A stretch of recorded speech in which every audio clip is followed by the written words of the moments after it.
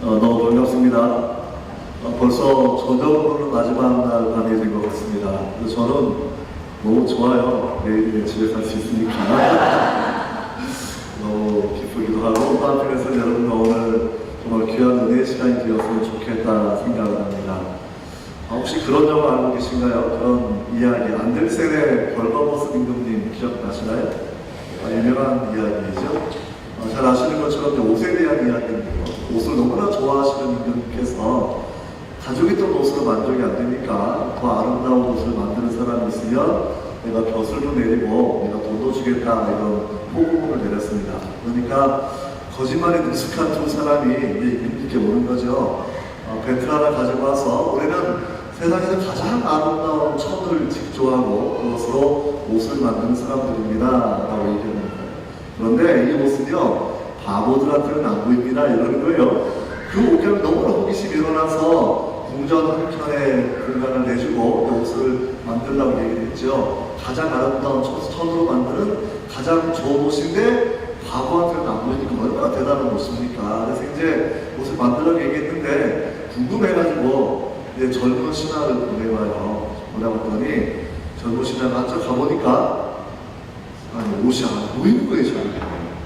내가 얼마나 박사기가 있고 총망이 되는 관리인데 왜 내 눈에 안 보이지? 그런데 그걸 인정하면 내가 바보가 되니까 돌아와서는 어때? 물어보니까 정말 제가 평생에 보지 못했던 아름다운 옷감으로 만든 옷입니다 라고 얘기하는 거예요. 너무 마음 기분이 좋았습니다. 나중에 시간이 좀 더 지나서 이번에는 경륜이 아주 노숙한 나이드 신하를 보내게 됐어요.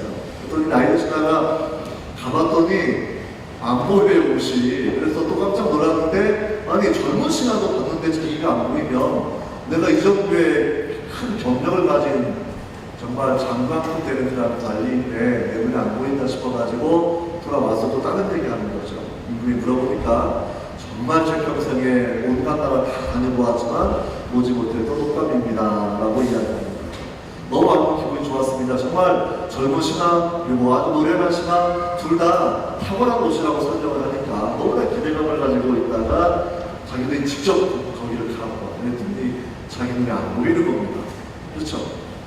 젊은 신하도 보고 나이 신하도 봤는데 자기 눈에 안 보이니까 그럼 내가 바보야 이런 생각이 들면서 그냥 어깨를 경계해 주는 거죠. 정말 대단한 기술이네 이러면서. 그랬더니 그 다음에 이 인간들이 정말 옷을 가지고 오는 거예요. 자기 눈에 안 보이는데 두 손으로 고소 옷감을 가지고 와서 옷을 갈아입으시라고.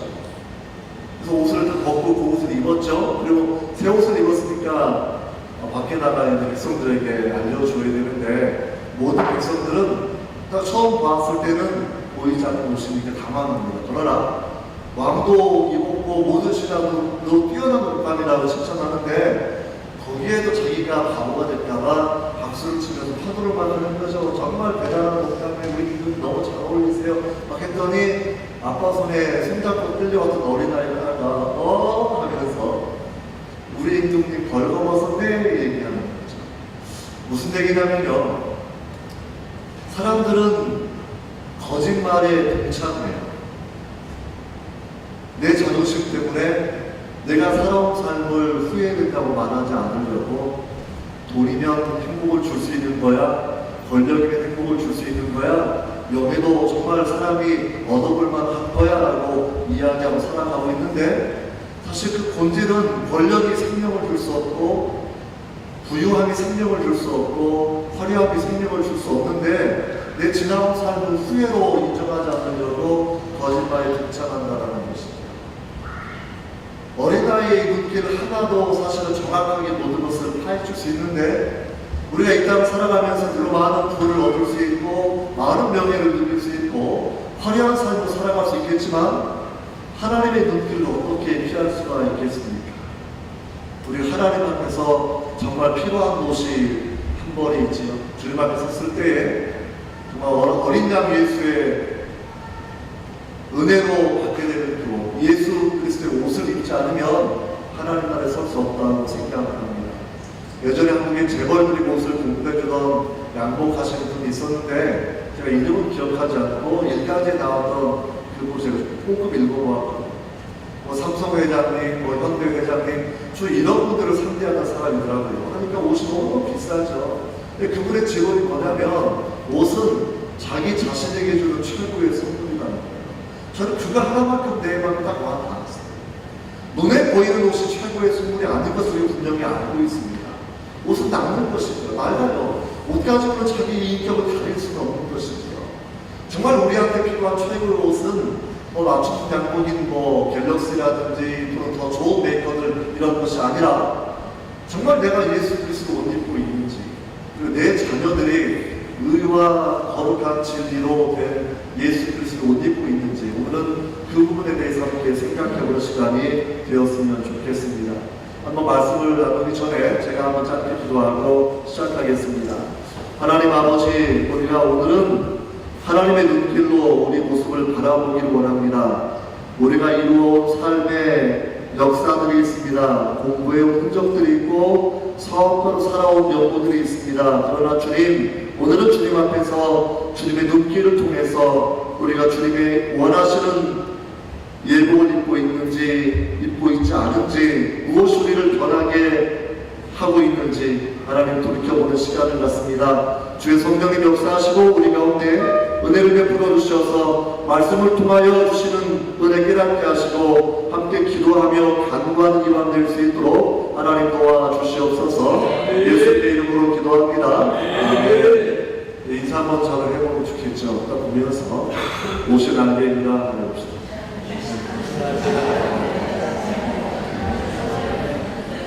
자, 상표가 날개가 아니라 진짜 옷이 날개의 이유는 예수 그리스도의 옷을 입으셔야 돼요. 할렐루야. 여러분 관점을 가졌으면 좋겠습니다. 오늘 본문의 이야기는요, 그런 옷을 좋아하는 한 사람의 이야기를 주님이 하고 계시는 거죠. 부자가 있었고요, 거지 나사로가 있었다라는 그런 이야기로 전개된 놀라운 그런 내용입니다.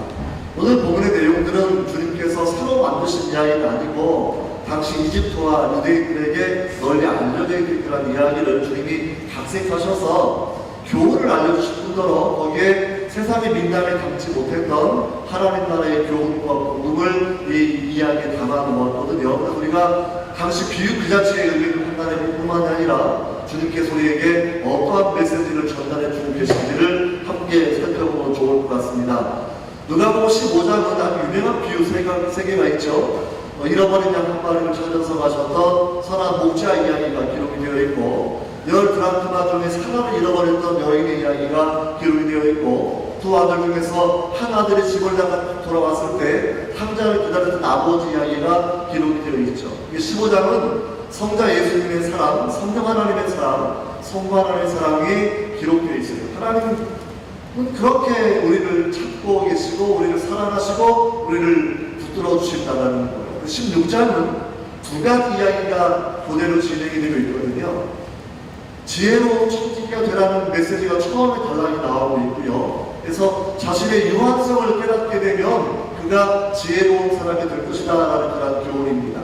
오늘 두 번째 이야기는 그래도 변화되지 않는 사람들이 있다는 거예요. 그래서 오늘 본문의 앞단락을 바라보시게 되면 바리새인들은 돈을 좋아하는지라고 얘기하면서 여전히 변화하지 않는 사람들은 돈을 좋아하기 때문에 변화되지 않는 것인데, 돈을 좋아하는 사람들에게 주님께서 그 삶의 끝을 보여주시면서 하나님의 은혜 가운데 한 번 더 돌이킬 수 있는 회개의 시간을 주시는 부분이 오늘의 메시지예요. 여러분 부자 사실 되고 싶지 않습니까? 그렇죠? 부자가 되면 정말 좋죠. 부자가 되면 부유한 거 가지고 할 일도 참 많이 있고요. 좀 만난 것도 사실 먹을 수 있고요. 그런데 정말 부유함이 무엇인가 한번 생각을 해보셔야 됩니다. 오늘 본문의 주인공은요, 자색 옷을 입고 있는 부자인데, 이 부자가 오늘 좋은 옷을 입고 사는데 그 맛있는 것을 먹고 잔치를 벌이고 고기를 짐승을 잡아 고기를 먹고 형제도 다섯이나 되니까 유복한 집안에 사는 그런 사람입니다. 이 사람이 곧 배옷을 입고 있었고요, 자색 옷을 입고 있었는데, 여기 의류 사업 하시는 분이 많이 계신데 이 옷이 얼마 정도 가는 가치가?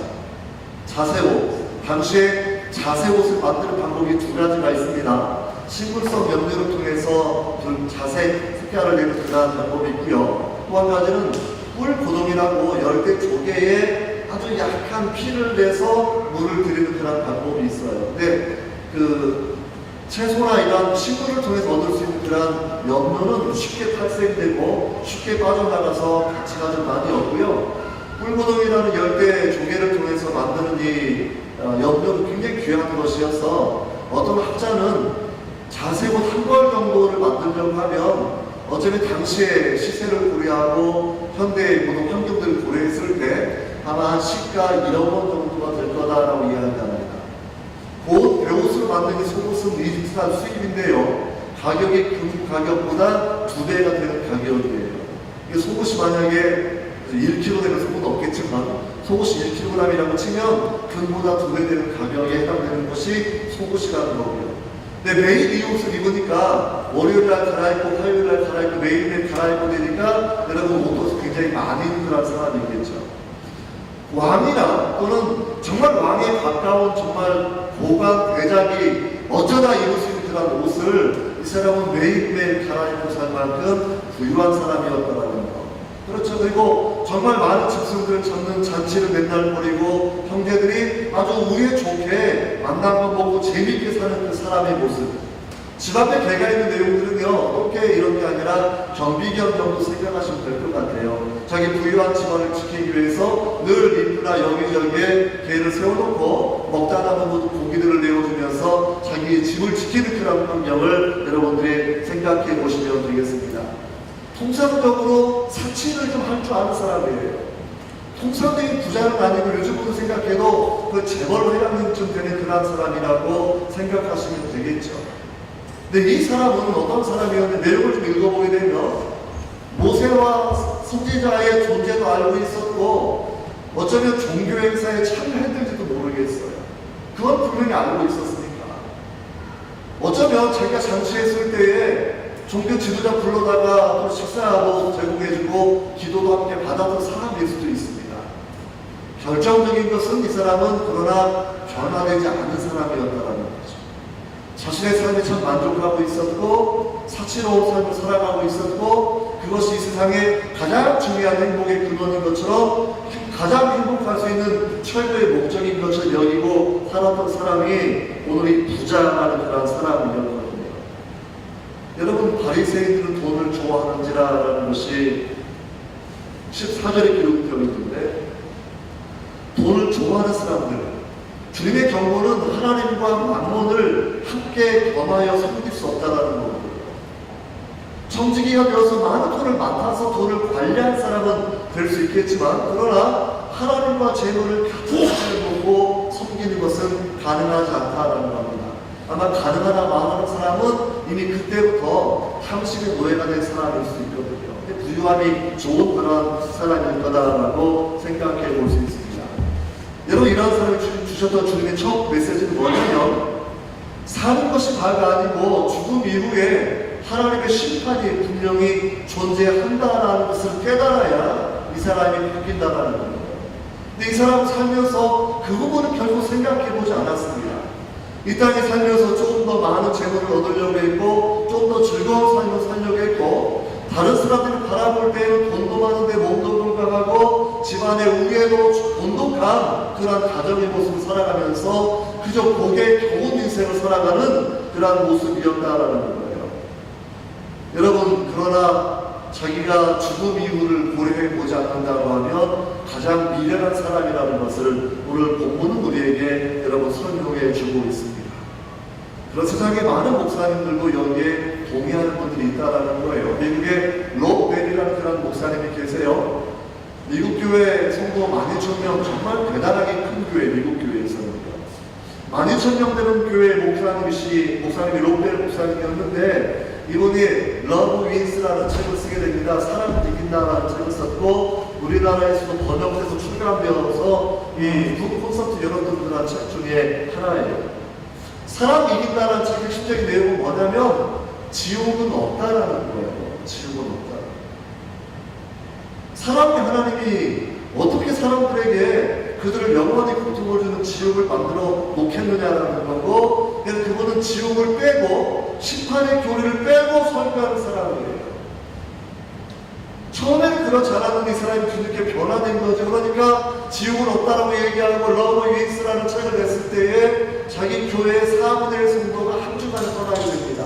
3,000명의 성도가 이것은 성경적 교훈이 아니라 생각을 하고 그 목사님을 떠나가게 되었고요. 나중에 이 목사님 그래도 자신의 신념을 굽히지 않아서 교회를 사임을 그렇게 했던 사람이기도 하거든요. 제가 알고 있는 또 한국의 유명한 기독교 대학의 학자였던 목사님이 계십니다. 이분도 무슨 얘기를 하고 있냐면 천국이나 지옥은 전 근대적인 망상이라고 말하셨던 분이에요. 외형적으로 존경받는 학자이고 외형적으로는 목사님이십니다. 그럼에도 불구하고 천국과 지옥은 존재하는 것이 아니라 사람들을 겁주거나 사람들을 유혹하는 것에 지나지 않는다고 이야기합니다. 다시 말하면 사후에 하나님의 심판에 관련된 것들은 전혀 믿지 않는 사람이었다는 겁니다.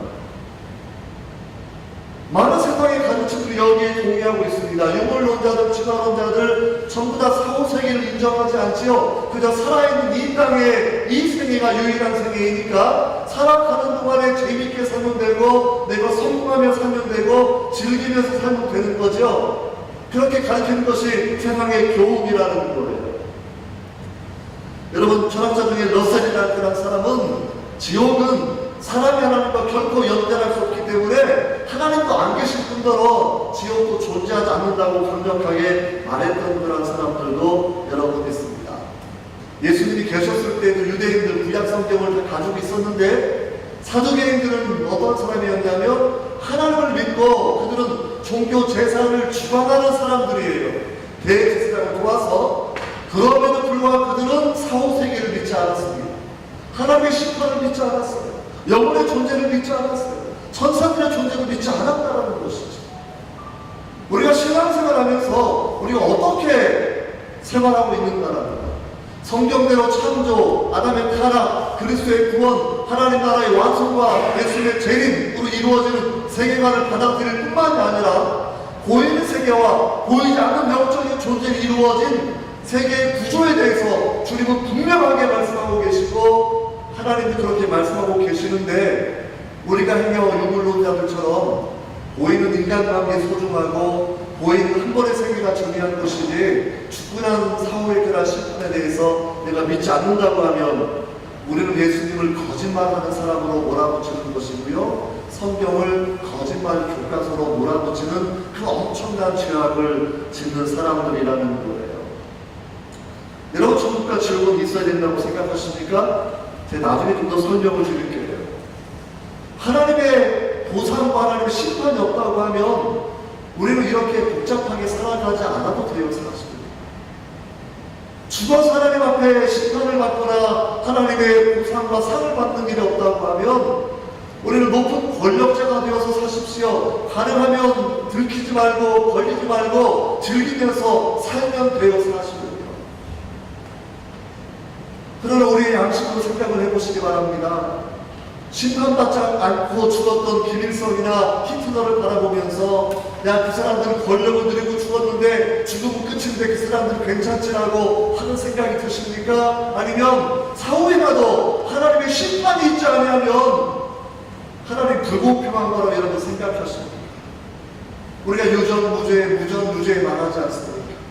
돈이 있으면 좋은 변호사 통해서 빠져나갈 구멍이 있는 것이 이 땅의 현실이잖아요. 이 땅의 현실.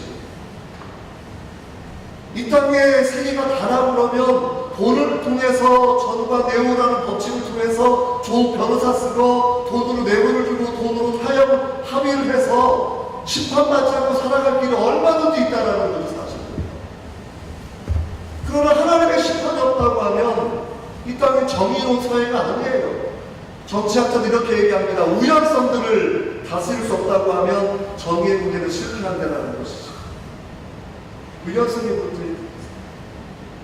하나님의 심판이 없다고 하면 우리 삶의 원칙은 다 달라져야 돼요. 힘을 추구하면서 사십시오. 즐기면서 사십시오. 그러나 힘있게 살다가 죽었던 김일성의 히틀러에 대해서 하나님의 심판이 있는 것이 맞다고 생각한다고 하면 우리는 내 삶부터 다시 한번 돌이켜보면서 내가 정말 성경적인 인생관을 가지고 살아가고 있는지 한 번 더 생각해 보셔야 할 겁니다. 여러분, 두 번째 포인트는요, 부자는 정말 부자였고 이 아사로는 정말 가난한 사람이었어요. 우리는 보통 일반적으로 부유함은 하나님의 축복의 증표 정도로 생각을 합니다. 가난하고 병들어있는 나사로 같은 경우에는 가난하고 사람들이 안에 떼내다 놓은 걸 보면 실체도 부자유한 사람이었겠고요. 걔들의 하튼 걸 바라보게 되면 욕창까지 난 사람이었겠죠. 심한 피부적 질환을 가진 사람. 몸도 건강하지 않고 몸도 자유롭게 움직일 수가 없고 또 자신을 도와줄 수 있는 가족도 없는 사람이니까 정말 버림받은 사람처럼 어쩌면 저주받은 사람처럼 보이는 사람이 나사로라는 그런 사람일 거예요. 반면에 정말 하나님의 사랑과 축복을 받은 사람은 우애도 깊고 정말 큰 부자였던 이 부자가 하나님의 축복받은 사람이라고 우리는 생각하기 쉽다는 것이죠. 그러나 성경은요, 부자 이름은 기억하지 않습니다. 이 사람이 살다가 죽었을 때에는 아마 신문이나 TV에서 큰 부고가 났을 거예요. 국민장으로 또는 기업장으로 또는 사회장으로 이 사람의 장례를 아주 거국적 차원에서 지냈을 수도 있겠지요, 기본적으로. 그러나 하나님은 이 사람을 기억하지 않습니다. 반면에 나사로, 우리가 엘르하잘이라는 그런 의미를 가진 이름인데, 이름의 의미가 뭐냐면 하나님이 도우시는 사람이라는 거예요. 하나님이 도우시는 사람. 하나님이 도우시는 사람이었는데 가난한 사람이에요. 하나님이 도우시는 사람인데 몸에 질병이 있는 사람이에요. 하나님이 도우시는 사람인데 신체가 부자연스러운 그런 사람이에요. 하나님이 도우시는 사람인데 가난함이 전혀 개선되지 않고 그렇게 살다가 죽은 사람이 엘르하잘 나사로라는 그런 사람이었다는 것이죠. 성경은 무슨 얘기하는 겁니까? 세상 사람 눈으로 바라보면 성공한 사람, 실패한 사람, 복 있는 사람, 복 없는 사람 너무나 분명하게 나뉘어지는 거죠. 그러나 하나님의 관점으로 바라본다고 하면 나사로는 하나님의 생명책에 이름이 기록되어서 하나님의 이름을 기억하는 사람이 되어 있는 것이고요. 부자는 세상은 그들을 기억하고 후수후 인명사전에도 기록된 사람이었겠지만 하나님의 생명책에 이름이 기록된 사람이 아니기 때문에 성경은 그 사람의 이름을 말하지 않는다라는 겁니다. 여러분, 중요한 건 우리가 하나님 앞에서 내 이름이 기억될 것인가 기억되지 않을 것인가가 내 삶의 중요한 삶의 방향성을 가지고 온다고 여러분 생각하셔야 돼요. 다른 사람들을 판단할 때에도 부유하고 잘되니까 축복받은 사람이고 가난하고 병든 사람이니까 저주받은 사람이라고 하는 세상의 사고방식을 가지고 바라보시는 것도 안 됩니다. 사실 부유함은 약간의 재능이 필요한 거죠. 돈이 돌아가는 흐름이 좀 보여야 되고 또 투자하고 사업할 만한 여건도 분명히 되어야 됩니다. 왜 구약성경에 땅을 분배받은 다음에 땅을 잃어버린 사람이 생겨납니까? 나도 사업해보고 싶은데 내 가족이 아프면 남은 게 땅밖에 없으니까 땅을 팔아서라도 약을 나눠야 되지 않겠습니까? 사실 이 땅을 살아가면서 구약되는 건 재능도 필요하고 사실 여건도 필요한 그런 내용들이겠죠. 그러나 그것이 하나님의 축복의 정도는 분명히 아니다라는 것 우리는 분명히 여러분 기억해야 합니다. 일반적으로는요, 하나님 믿으면, 잘 믿으면, 청지기의식이 분명하면 하나님 많은 재물을 맡겨주는 건 분명히 사실이라고 생각합니다. 청지기 하나님 필요하거든요. 하나님 재물을 맡아서 관리하는 사람이 정말 필요하거든요. 근데 그런 사람이 되려고 하면 철저하게 처음부터 끝까지 청지기여야 돼요. 웨슬리 목사님이 아주 유명한 이야기 하지 않았습니까? 가령 쉽게 얘기하면 내 월급이 100파운드일 때나 내 월급이 500파운드일 때나 내 월급이 1000파운드일 때나 내 삶의 규모는 늘 똑같은 때라는 거죠. 갑자기 모든 게 화려해지는 것이 아니라 내가 살아야 되는 규모는 자기 양식도 적당한 수준으로 전하면 되고요. 더 주시는 것들은 하나님을 위해, 다음 세대를 위해, 하나님의 교회를 위해, 이웃을 위해 쓰는 것이 청직이라는 그런 사람이거든요. 그 의식이 있어야 돼요. 그 의식. 청지기는 모든 성령이 주셨던 하나님의 콜링입니다.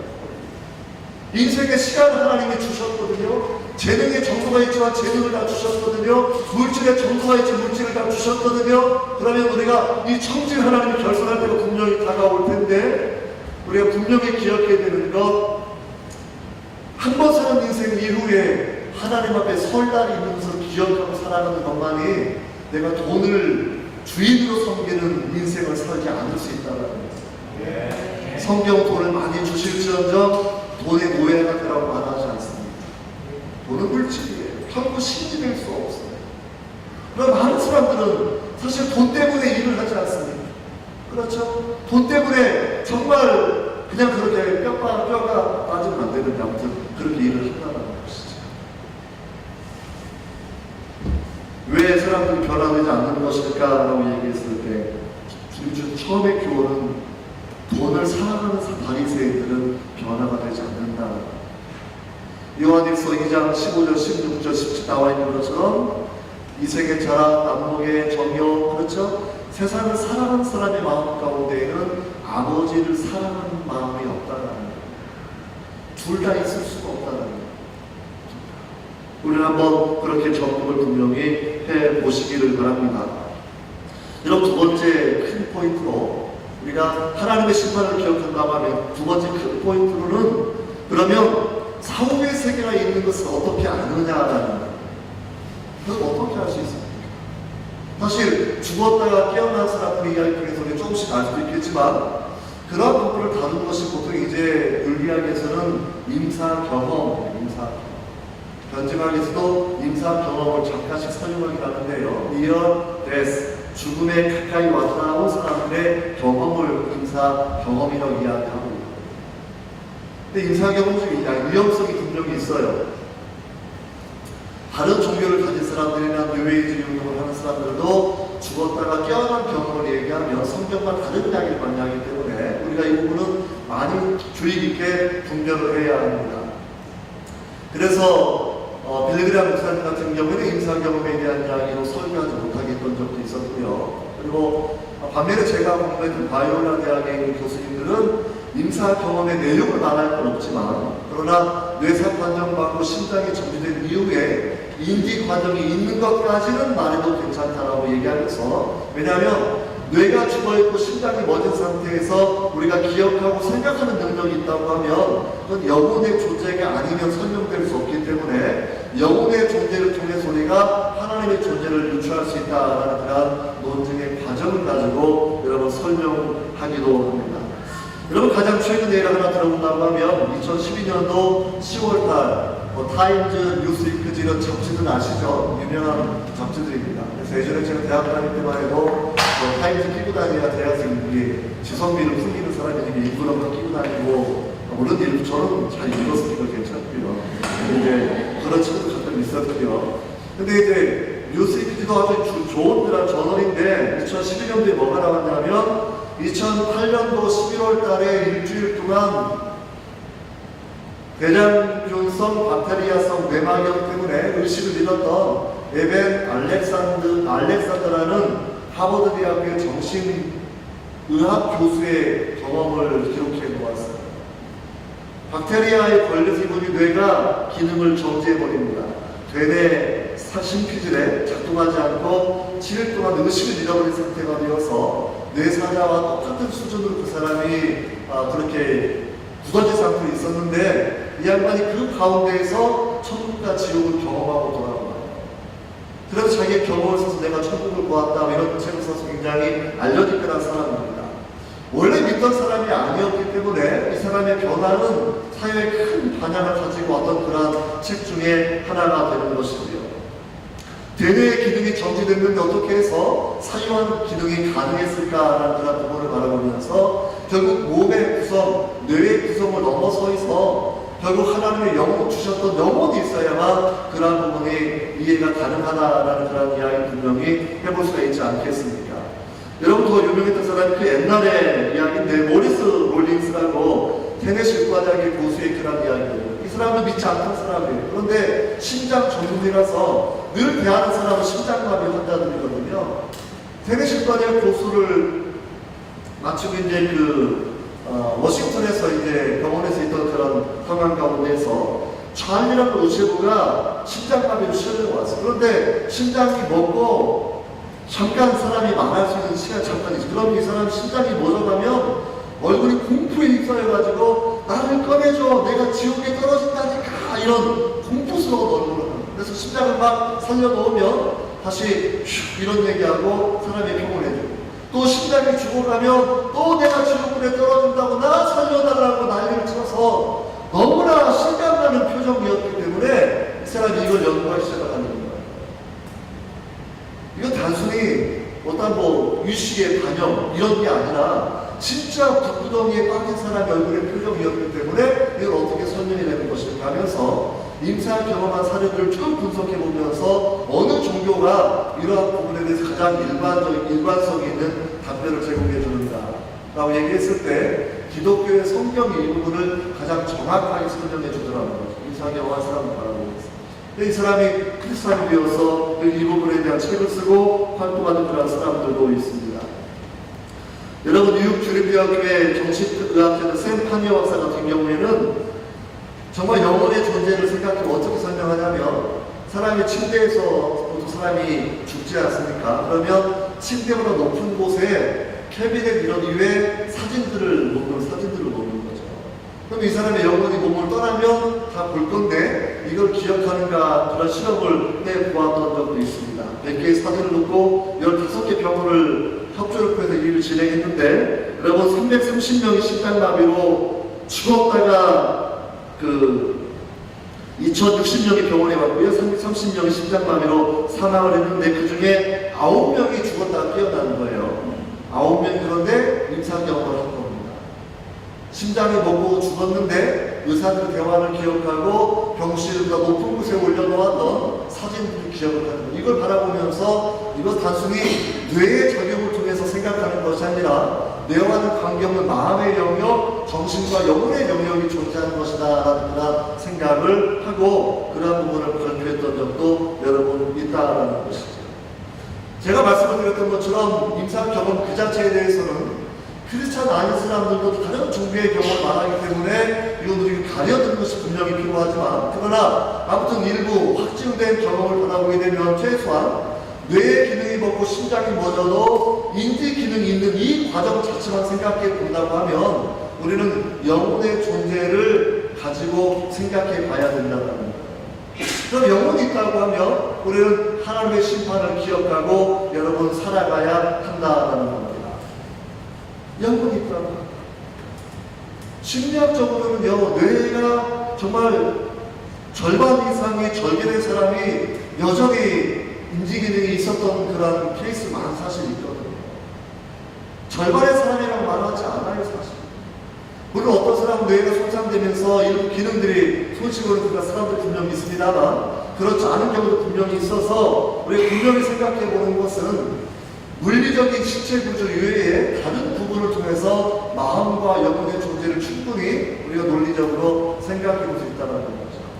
뇌를 아무리 MRI 찍어봐도 영혼이나 마음은 지키지 않아요. 나는 마음 가려져도 MRI 찍어본 적이 있습니다만 내 마음은 내가 아는 거잖아요.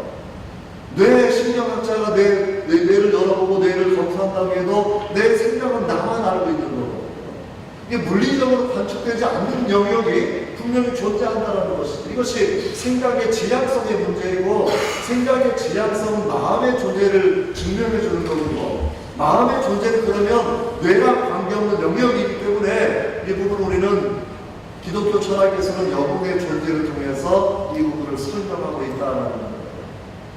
여러분, 영혼이 존재한다고 하면 내가 100년을 사는 인생 가운데 내 육체를 건강을 관리하려고 먹는 것도 조절하고 운동도 하고 좋은 물 좋은 공기 마시고 살려고 노력하고 있지 않습니까?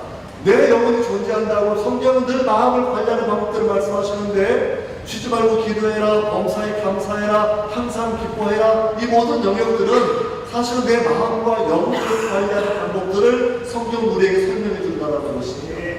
내 영혼을 망망하지 말지어다 내 속에서 어찌하여 불안하여 하는 거라고 말씀하시면서 영혼을 성경은 직시하도록 얘기해 준다는 거예요.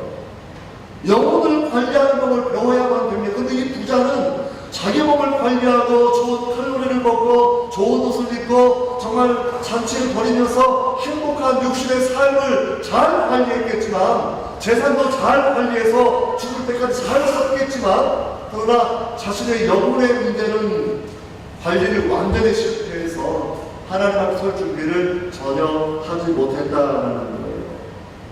여러분, 죽음 이유가 사람의 모습을 꾸준히 바꾸고 있습니다. 대통령이라고 해도 영혼을 관리하지 않고 믿음이 없다고 하면 하나님 앞에 서지 못하고 행복한 천국 갈 수 없고 사실은 지옥에 간다라고 성경은 설명을 해주고 있지 않습니다. 돈이 사람을 행복하게 해주지 않는 건 다 알잖아요, 사실. 그저 돈이 좀 필요하니까 우리가 돈 얘기하는 건데 뭐니 해도 머니가 최고다 뭐 이런 얘기하고. 근데 제가 미국에 있었을 때 삼성 이건 회장의 막내딸이 죽었어요. 그 옛날에. 얼마나 술 많이 알코올에 있으니까 전문의 식당에 가시는데 죽기 전에 상속받은 재산만 2,000억 원에 2,000억 원. 조금 더 있었으면 주식이 계속 넘어오니까 더 큰 부자가 됐기도 사실.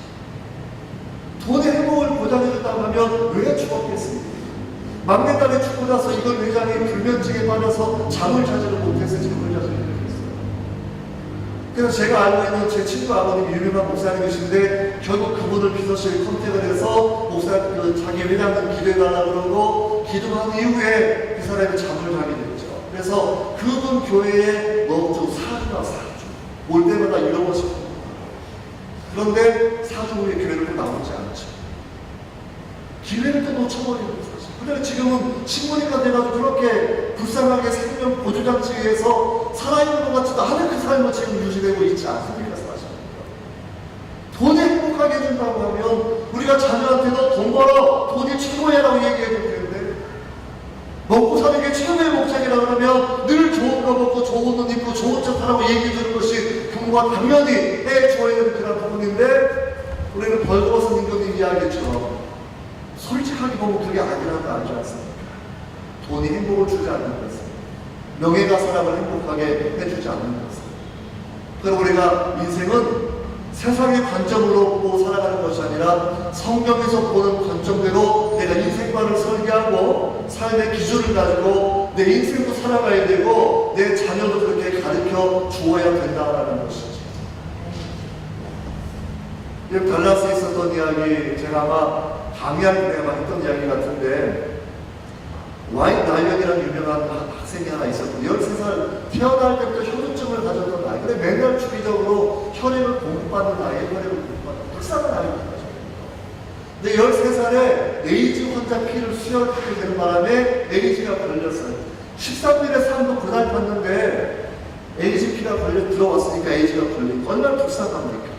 근데 이 아이는 낙심하지 않고 5년을 더 살게 되었을 때에도 수많은 에이즈 환자들을 위해서 정말 모범 대사의 역할을 하면서 살았어요.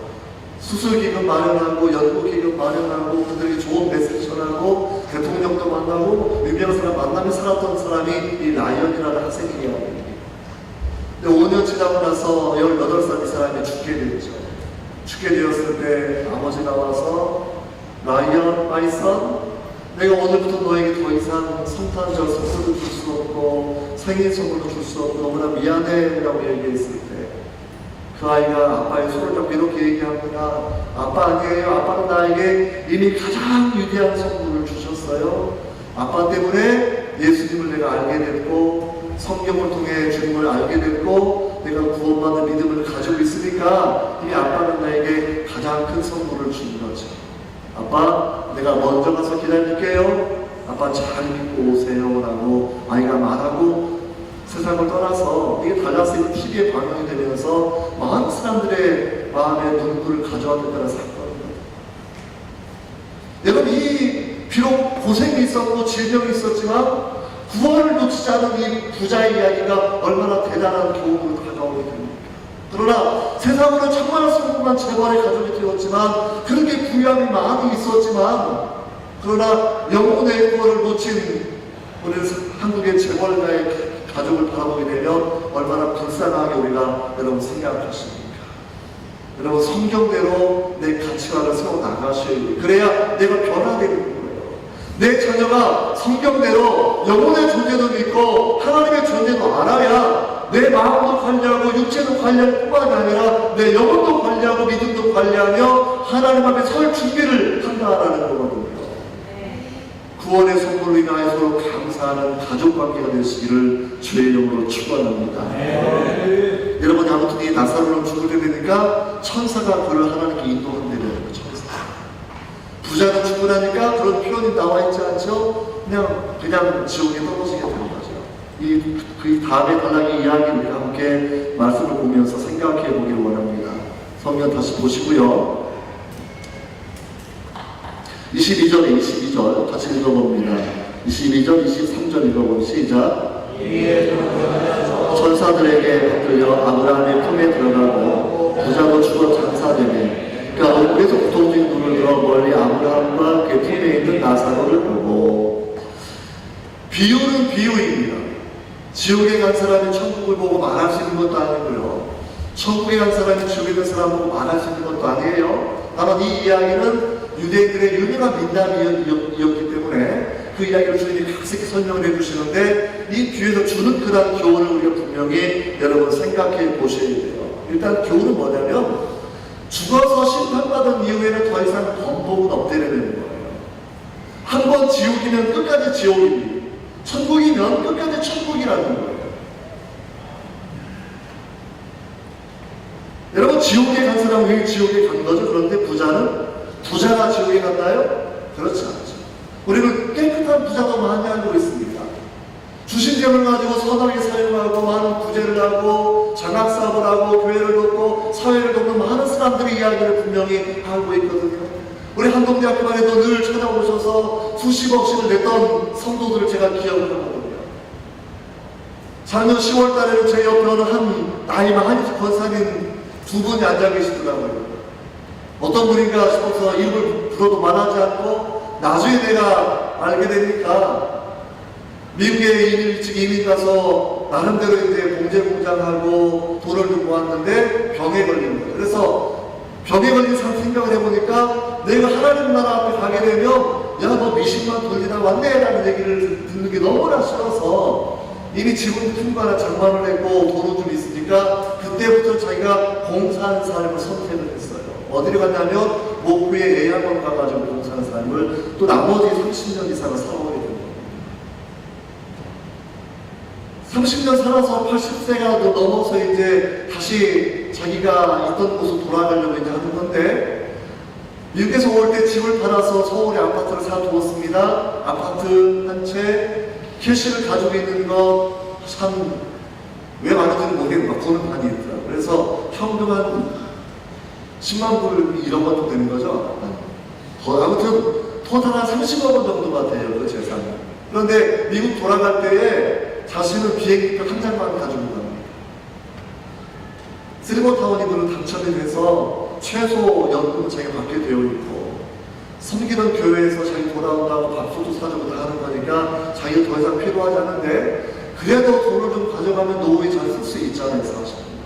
근데 그분은 자기가 한동대가 설립될 때부터 자기는 이미 20여 년을 기도해왔고 자기는 가서 가난하게 살고도 충분히 자기는 적응되어 있고 가족도 없으니까 자기는 괜찮고 자기는 남은 모든 재산을 옥합을 깬 여인처럼 주님께 드리는 것으로 해서 담임 목사님 통해서 학교에 후원금이 들어오는 내는 그 분들이거든요. 여러분 제가 생각해보면서 부자라서 지옥 가는 게 아니라 탐심을 가졌기 때문에 하나님을 놓쳐서 지옥 가는 거죠. 하나님을 놓쳐서. 그러나 우리 예수 그리스도를 잘 믿으면 부유함을 주셔도 우리는 긍휼과 섬김과 구제를 위해서 사용하게 되어 있다는 거예요. 그게 하나님의 천직이기 때문에 세월을 낭비하지 않는 것도 하나님이 내가 너에게 70년을 주었고 너에게 100년을 주었는데 시간을 계산해보자라고 얘기했을 때에 내가 3분의 1은 잠을 잤고요 8분의 1은 먹기만 했고요 5분의 1은 골프만 쳤고요. 그런데 그럼 이제 그 자체가 나쁜 건 아니잖아요. 먹고 자고 놀기도 해야 되니까. 그러면 내가 구제하고 섬기고 이런 시간도 있어야 될 것 아니겠습니까? 그것이 없다고 하면 내가 시간 관리를 잘못한 것이지요. 시간 관리. 시간을 계산하자고 하실 때가 온다는 거예요. 시간을.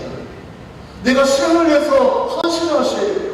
교회 교사가 되셔야 되고 구제 사역을 하셔야 되고 평신도라도 단기 선교하셔야 되고 그게 어려우면 내가 섬기는 직장에서 내가 직장 선교사라는 그런 의식을 가지고 직장을 위해 중보기도 하고 사람으로 종업원들을 돌보면서 사시는 것이 하나님 앞에서 우리가 계산할 때에 떳떳할 수 있는 유일한 길이라는 것이죠.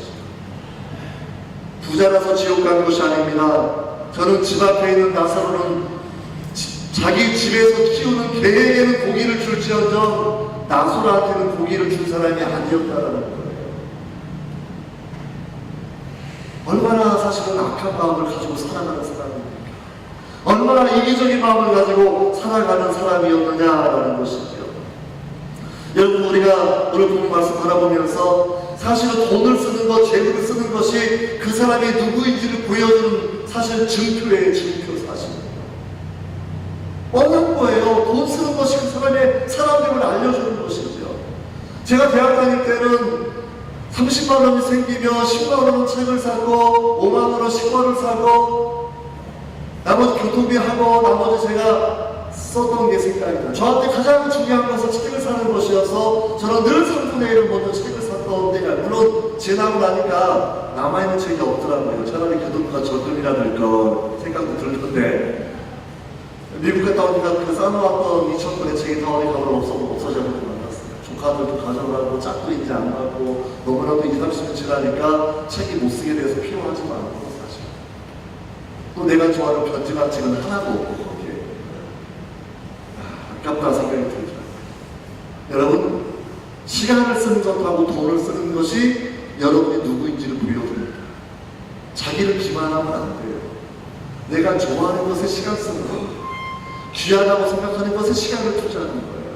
좋아하는 것에 돈을 쓰는 거고 가장 귀하다고 생각하는 것에 돈을 쓰는 것이에요. 그래, 구글이나 우리 스마트폰 바라보게 되면 맨날 거기에서 우리한테 정보를 조정하지 않습니까? 만화를 좋아하면 맨날 만화만 나와요. 거기에서 여행을 좋아하면 여행 상품만 맨날 나와요. 게임을 좋아하면 게임만 맨날 나와요. 왜? 구글이 나보다 나를 더 잘 알아요. 부모도 나를 모르는데 구글이 나를 더 잘, 내가 월요일에 어디 가는지 저녁에 어디 가는지 어느 식당을 제일 좋아하는지 그걸 정확하게 알고서 통제하고 있다는 거, 정보를 가지고 조정을 내는 거죠. 그런데 우리만 구글도 하는 나를 내가 모른다 그러면 정신적 장애가 있는 거지 사실. 아셔야 돼요. 내가 어느 장소를 제일 좋아하는지, 돈을 어디다 가장 많이 쓰고 있는지, 가장 좋은 시간을 어디다 쓰고 있는지. 살아있을 때가 이것을 변경할 수 있는 유일한 기회라는 것이에요. 네. 오늘 이 시간이 가장 유일한 기회라는 것이죠. 네.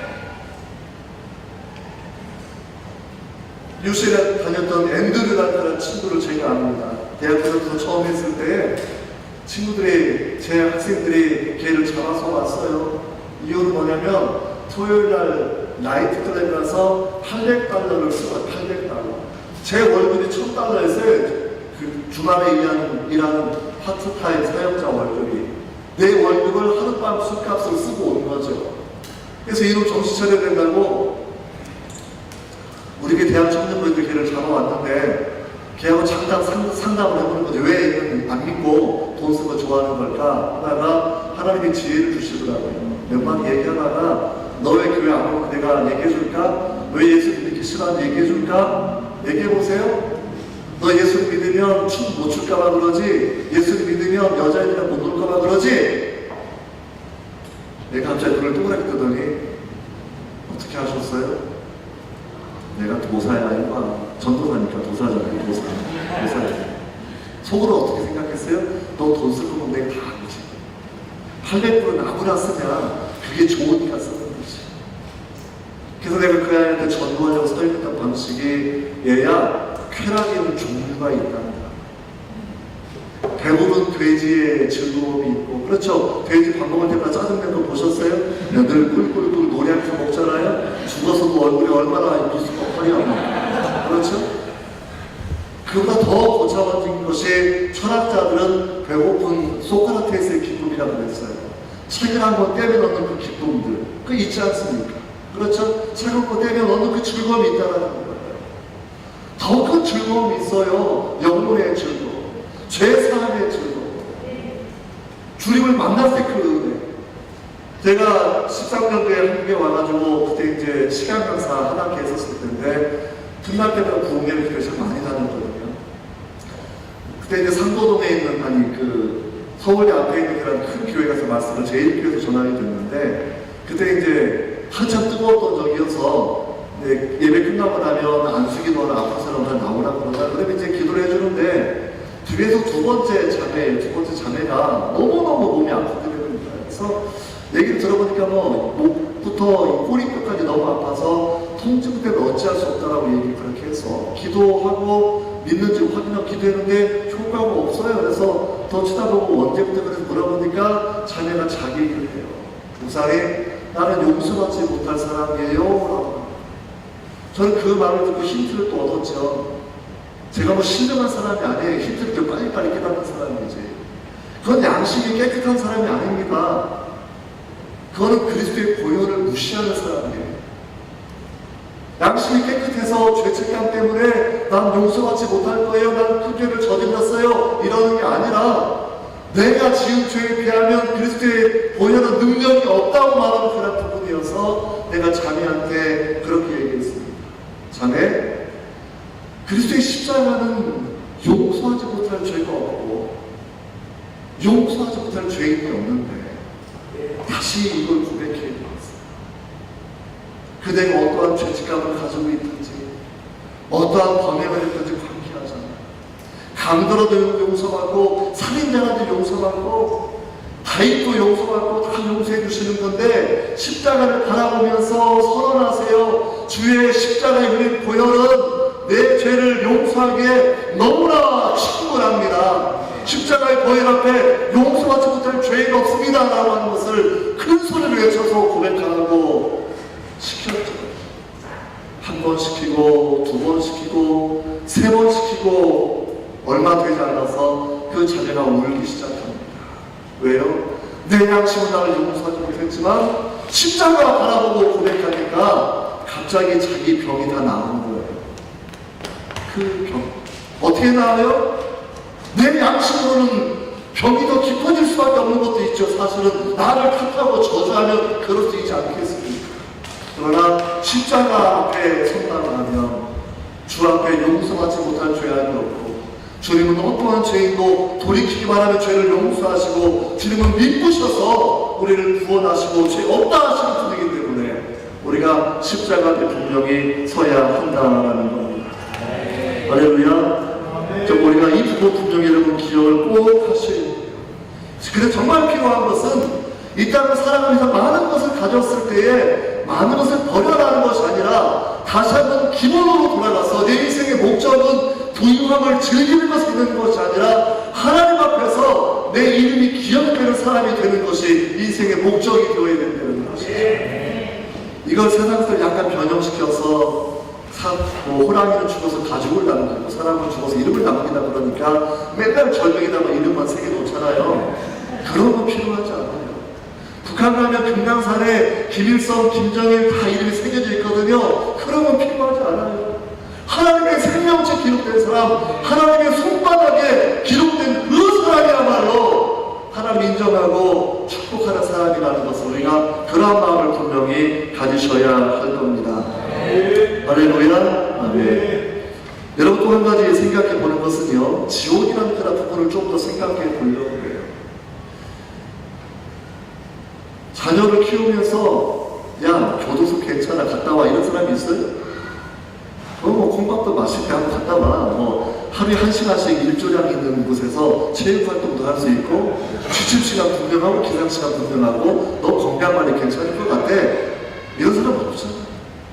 이 땅의 교도소가 아무리 인권이 보호되어서 살만한 곳이라 그래도 내 자녀가 가서는 안 될 곳이라고 생각하지 않습니까? 사실. 그러면 우리가 이 땅의 교도소를 바라보면서 범죄한 사람이 가는 것 우리는 당연하게 생각합니다. 많은 죄 지은 사람이 있으면 정말 살인자요 강간한 사람이 있는데 경찰에 잡아가지 않으면 왜 저 사람은 안 잡아가나 생각하고 하는 것이 우리 양심의 여러분 정죄적 기능이지 않겠습니까? 그렇잖아요. 기본적으로 왜 저 사기꾼 안 잡아가는 것인가 라고 생각합니다. 이번 학기도 제 학생 중에 하나가 그 부분 때문에 예수를 믿게 된 애가 하나 있어요.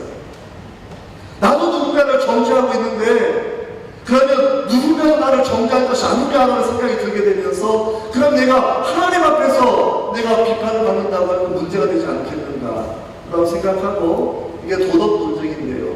그 부분을 통해서 자기가 예수님을 믿게 믿겠다고 이렇게 고백했던 친구가 여러분 생각이 납니다. 여러분, 지옥은 주님께서 분명히 있다고 말씀하시는 거예요. 인도네시아도 감옥이 있습니다. 대한민국에도 감옥이 있어요. 미국에도 감옥이 있어요. 이 땅의 나라들이 비록 불안정하여도 감옥이 있는 나라가 감옥이 없는 나라보다 좋은 나라에 사시거든요. 그래야 범죄를 예방하고 흉악한 범죄자를 쳐넣어서 그래도 사회를 어느 정도라도 사람이 살만한 사회로 만들어낼 수 있지 않겠습니까? 하나님의 창조한 세계 가운데에서 하나님의 이 땅의 역사의 경영 가운데에서 하나님을 거역한 사람이 가는 곳 분명히 있어야 된다는 것이지요. 그건 하나님의 심판이 아니에요.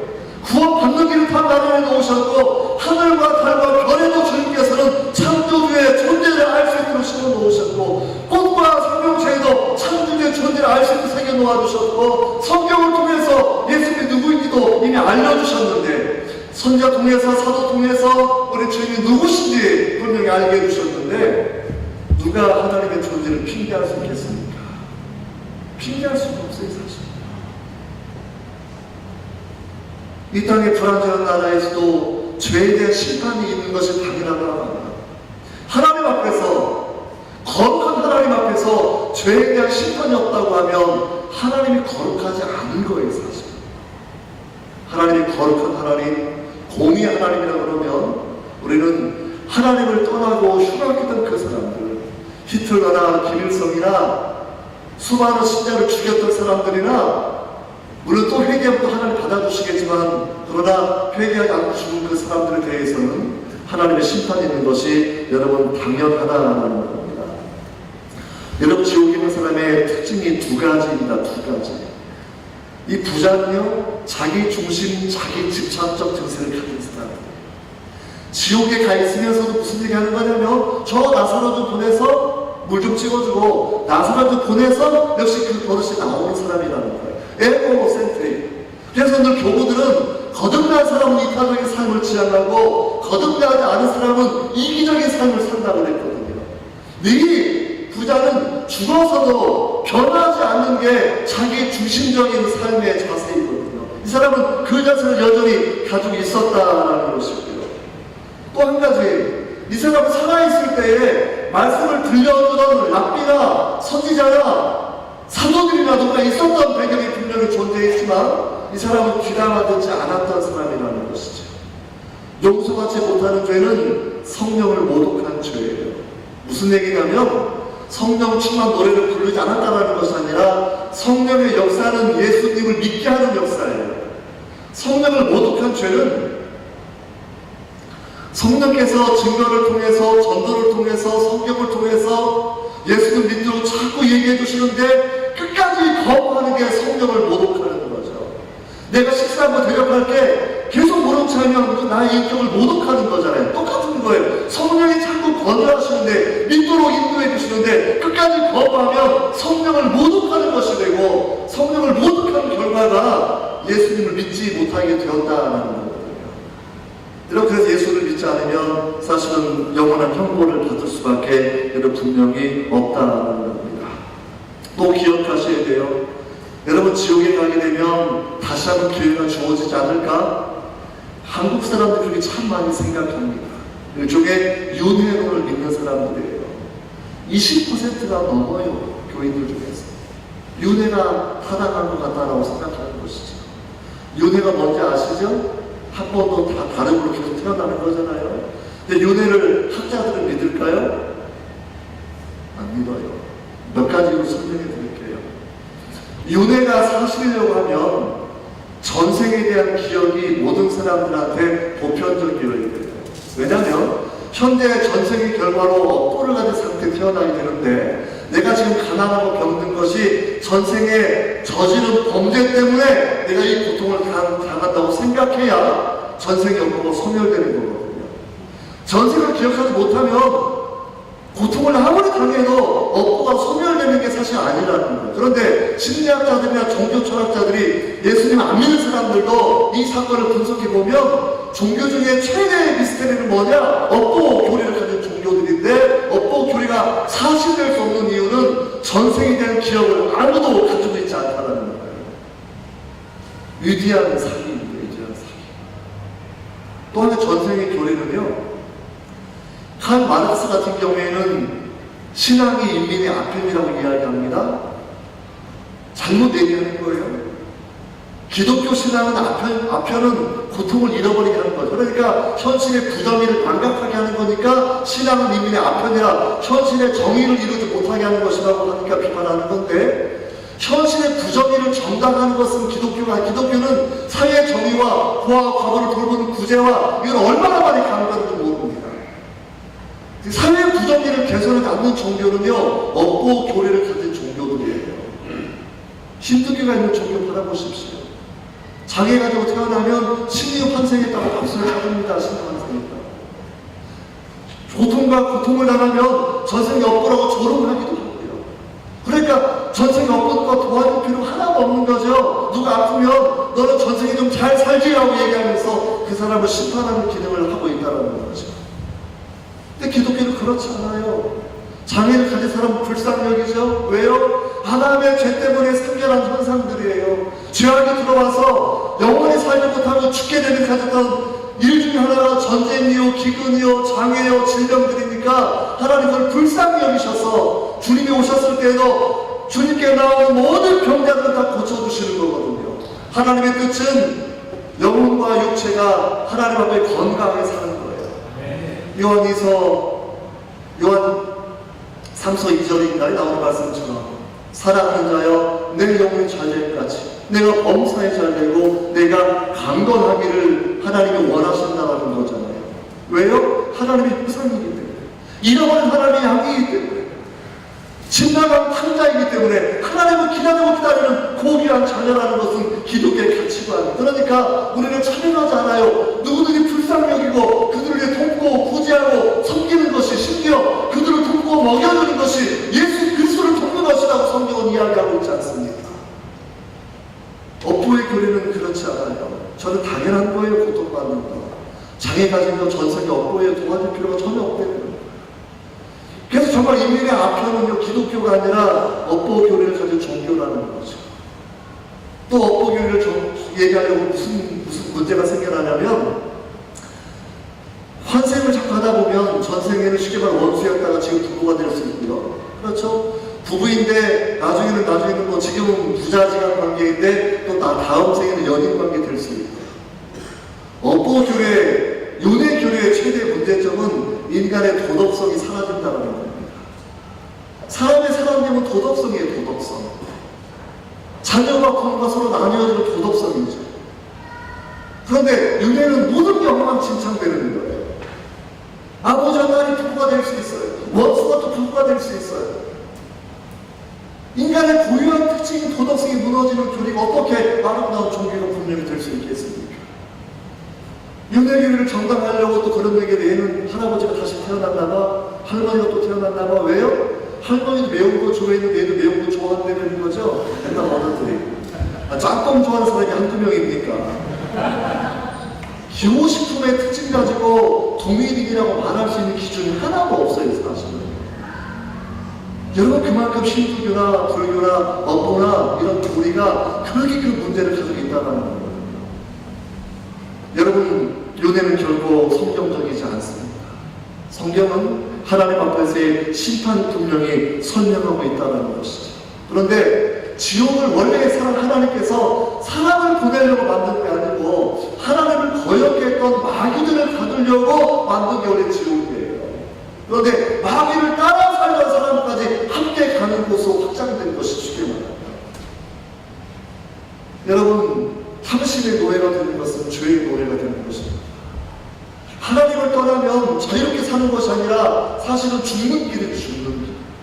많은 사람은 죄에 짓는 것을 자유라고 생각하고 살아요.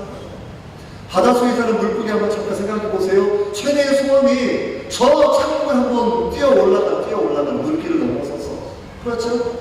물고기 얼마나 잘 살 수 있는데 그 물에 만족하지 못하고 있는 힘을 다해서 머리를 탁 뛰어 올라가는 생각을 해보시길 바라요. 탁 뛰어 올라가면 뭐가 보여요? 해도 보이고 구름도 보이고. 그런데 이제 땅바닥에 탁 떨어지면 어떻게 되는가? 물고기 흉내 한번 잠깐 내보세요. 그래서 야, 저거 잘하시네. 몸 몇 번 흔들어 들고 나면 숨 못 쉬고 죽는 거죠. 하나님 떠나면 사람이 그렇게 죽는 거예요, 사실. 선악과 먹으면 내가 하나님 될 줄 알았는데, 선악과 먹으면 그렇게 좋은 것인 줄 알았는데, 하나님 선악과 먹고 나니까 하나님과 관계 파괴되고 결국은 죽음의 운명을 향해 가게 되고, 그를 통해 모든 사람들로 죽게 했던 것이 아담과 하와의 그런 엄청난 잘못이 아니겠습니까? 죄는 하나님을 떠나가게 만드는 거예요. 우리가 자녀를 바라보면서, 우리 자신을 바라보면서 분명히 기억해야 되는 것이, 내가 도대체 어느 방향으로 가고 있는가? 내가 하나님을 향하여 가고 있는가? 세상을 향해 가고 있는가? 내가 천직으로 살아가고 있는가? 내가 탐심의 노예가 되어 살아가고 있는가? 하나님이 내 이름을 기억하는가? 세상이 기억하는 그 이름을 내가 바라보며 흠모하며 살아가고 있는가? 오늘 누가복음 16장의 이 두 번째 이야기, 바로 그러한 이야기입니다. 주님은 탕자를 기다려주셨고, 잃어버린 드라토만 찾는데 열심히 가르셨고, 100마리 양 중에 잃어버린 한 마리를 찾아 나가셨던 선한 목자라는 분명히 보여주셨는데, 왜 사람이 변화되지 않을까? 유한성을 자극하지 못하면 변화되지 않는다. 돈을 사랑하면 변화되지 않는다. 탐심의 노예가 되면 십계명을 지킬 수가 없어요. 탐심의 노예가 되면 하나님을 사랑할 수가 없어요. 성경은 분명하게 얘기를 합니다. 우리가 오늘 다시 한번, 내가 만약에 이 밤에 내가 하나님 앞에 선다고 하면 내가 어떻게 설 것인가라는 것. 여러분, 너 누구야? 라고 묻는 사람이 될 것인지, 이름을 부르시면서 내게 이제 준비된 영원한 예비된 나라를 찾아라 말씀할 것인지, 이 땅의 작은 돈 때문에 하나님 나라를 잃지 마십시오. 작은 말만 같은 쾌락 때문에 영원한 즐거움을 잃지 마십시오. 이 땅 잠깐의 안락함을 위해서 진짜 영원한 기쁨과 즐거움을 잃지 않아야 된다는 것이죠. 내가 이 관점이 분명해야 자녀를 양육할 때 이게 분명해지는 거예요. 너는 하나님 나라의 신이다라는 그런 교육. 우리는 하나님 앞에서 판단될 때가 올 텐데, 그때 네가 좋은 사람으로 평가되기 원한다라는 그런 교훈을 우리가 분명히 주어야 되지 않겠습니까? 여러분, 천국은요, 지옥은 진짜 가면 안 되는 곳인데, 주님과 영원히 이혼하는 곳이어서 다시는 회복될 수 없고 고통과 인격의 소멸이 있는 그런 곳이라고 하면 천국은 진짜로 가야 되는 곳이에요. 천국. 근데 천국만 얘기해도 제가 종교다원주의를 제 설명할 시간은 없습니다만, 기독교 천국이 진짜 천국이에요. 짧게만 말씀드려 볼게요. 이슬람교도 천국을 가리킵니다. 자살폭탄하고 또는 전쟁 중에 죽게 되면 알라가 천국에 가게 해주는데, 그렇게 순교한 사람을 위해서 무엇을 주느냐? 72명의 처녀를 선물로 줘요. 남자에게 무엇을 줘요? 100명의 정력을 줘요. 100명의 정력. 그 천국 가면 뭐예요? 그 여자 이름이 훌이라는 사람인데요, 이스라엘 나라는 검은 머리 검은 눈동자에 광능미가 있는 몸을 가진 여인들이에요. 남자 한 명을 위해서 그들은 영원히 섹스를 제공하는 곳이 천국이에요. 그게 이슬람교의 천국이 말도 안 되는 천국이라는 것이죠, 사실. 그게 어떻게 나이트클럽이지, 그게 어떻게 천국이 되겠습니까?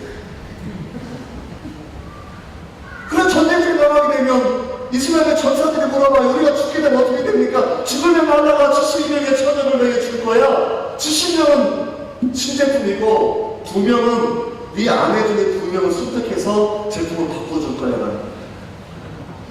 그 나머지 2명은 또 뭐예요?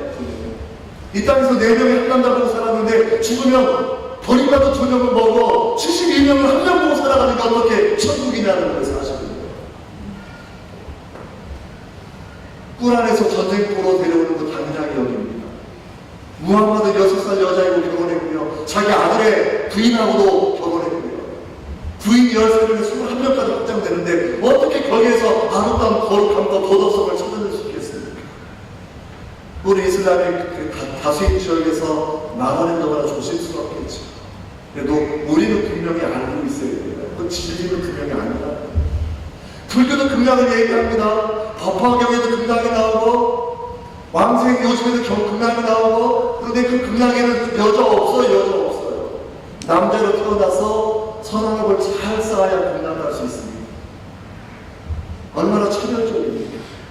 근데 문제는 그 공약이 완성된 천국이 아니라는 거죠. 선한 업을 다 소멸하면 용돈 다 쓰면 죽어야 돼요. 죽어야 돼. 다시 윤회해야 되니까 또 해야 돼. 개인심리라는 유명한 불교학자 썼던 책에 의하면 극락에서 죽는 고통은 지옥에서 겪는 고통보다 16배가 크다고 해요. 근데 그게 왜 저는 극락인지 모르겠어요.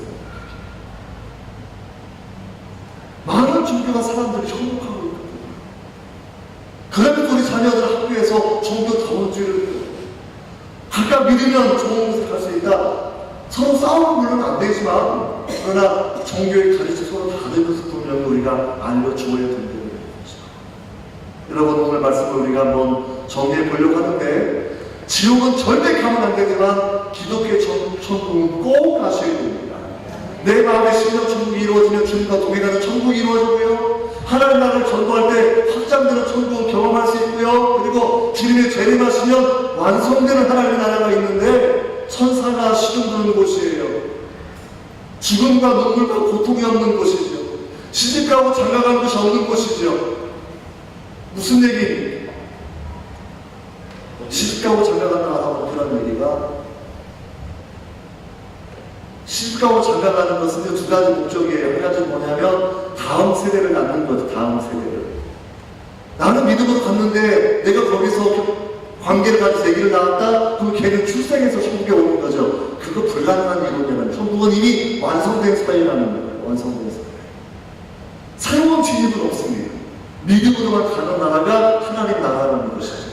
얼마나 논리적입니까? 그럼 우리가 천국 가게 되면 성가대 있겠죠. 이번 주 내일 성가대가 있는데 가브리엘 성가대가 있을 거예요. 근데 우리 맨날 하나님을 찬양만 하고 살아야 돼요? 로봇이에요, 로봇. 그거 말하는 거 아니고 시간관념이 바뀌어요. 기독교 세계관은요, 창조전에 영원한 세계가 있습니다. 창조된 이유는 과거, 현재, 미래로 흘러가는 3천의 세계예요.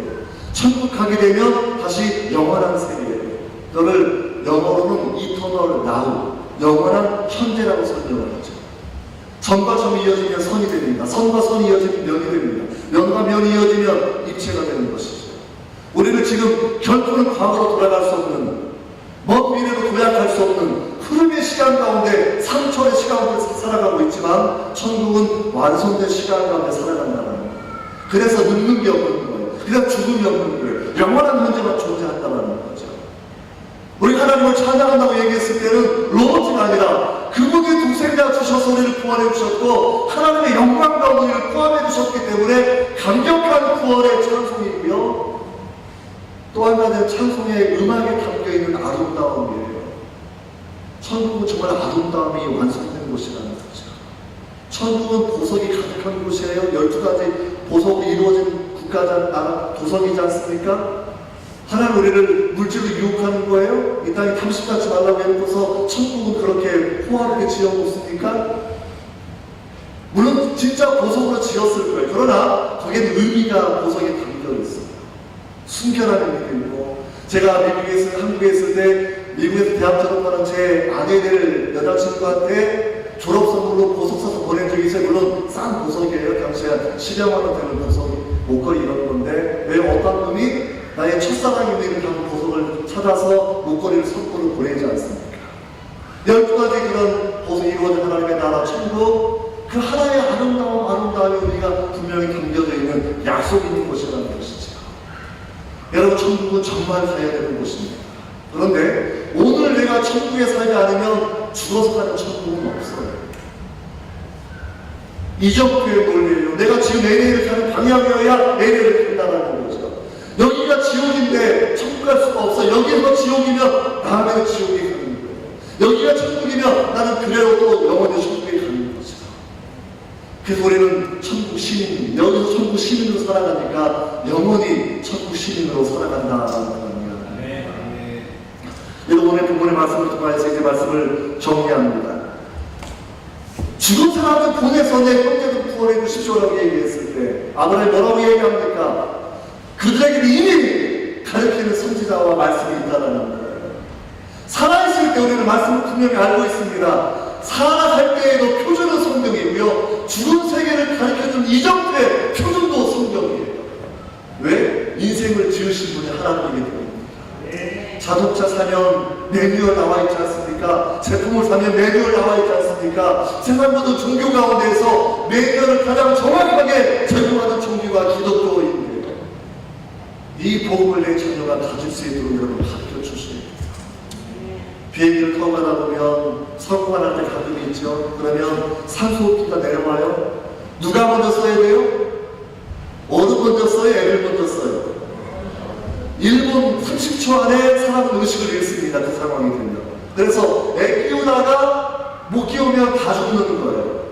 어른이 먼저 끼면 30초마다 낄 수 있으니까 아주 내는 호흡이 멈추지 않고 나도 살고 아이도 사는 거죠. 제가 오늘 말씀드리는 이 이유는 뭐냐면